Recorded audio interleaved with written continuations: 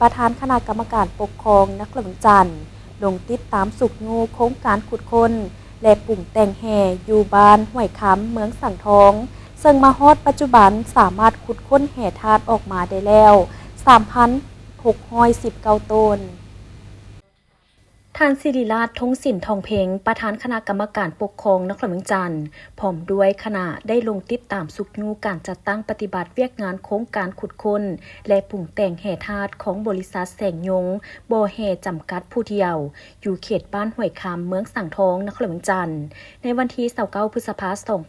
2026ซึ่งมีทานบุญมากสีหาราชห้องประธานคณะกรรมการปกครองเมืองสังทองมีอำนวยการบริษัทพร้อมด้วยบรรดาห้องการและภาคส่วนที่เกี่ยวข้องเข้าร่วม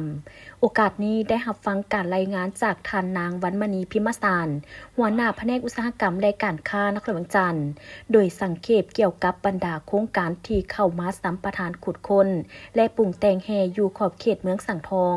จากนั้นก็ได้รับฟังการรายงานโดยย่อ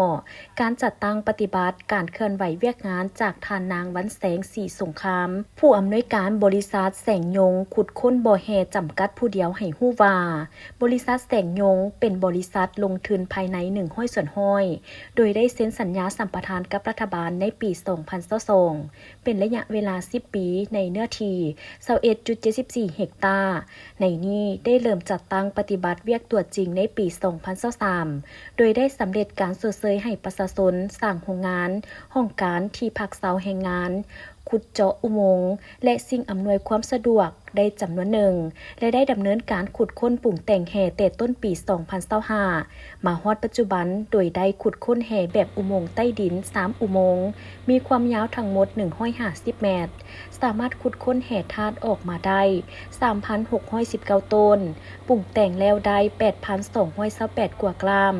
ซึ่งได้มีการจำหน่ายและได้ปฏิบัติพันธะค่าทรัพยากรไปแล้วส่วนหนึ่งพร้อมทั้งจ่ายค่าสัมปทานฮอดปี 2025พันธะกองทุนตามสัญญาฮอดปี 2024และจะสืบต่อจ่ายให้สำเร็จตามระเบียบการ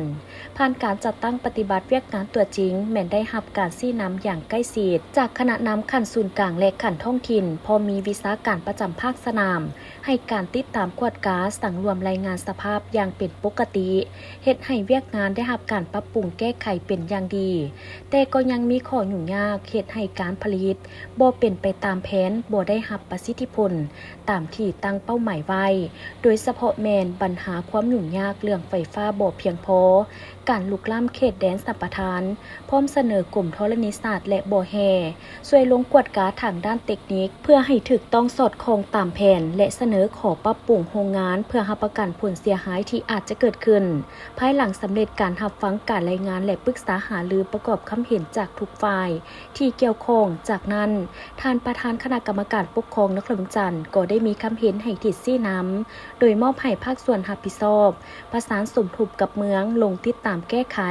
เพื่อให้บริษัทมีเงื่อนไขทำการผลิตได้อย่างคล่องตัวเป็นต้นแก้ไขส่วนเกี่ยวกับปัญหาไฟฟ้าไกลเกลี่ยข้อขัดแย้งที่เกิดขึ้น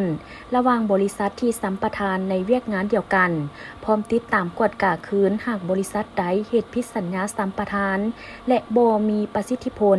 สร้างปัญหายุ่งยากก็ควรยกเลิกสัญญาเพื่อให้ถูกต้องตามระเบียบหลักการพร้อมกันนี้เพื่อเฮ็ดให้การลงเยี่ยมยามมีประสิทธิผลมอบให้แต่ละแขนงการรีบด่วนในการลงติดตามค้นคว้าแก้ไขในระยะเวลา1 เดือนให้มีความคืบหน้าและเสนอรายงานนครหลวงจันทร์เพื่อพร้อมการขุดค้นทายแห้งบ่มซ่อนให้เกิดประโยชน์สูงสุดต่อการพัฒนาเศรษฐกิจสังคมพัฒนาประเทศชาติก็คือสามารถขุดค้นแหล่งรายหับมอบเข้าพันธะและมีส่วนร่วมประกอบส่วนต่อสังคมตลอดฮอดเป็นประโยชน์แก่ประชาชนที่อาศัยอยู่ในขอบเขตที่มีโครงการเกิดขึ้น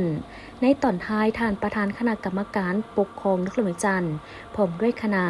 ยังได้ลงติดตามเบิ่งตัวจริงแต่ละขั้นตอนของการผลิตอยู่โรงงานของบริษัทดังกล่าวอีกด้วย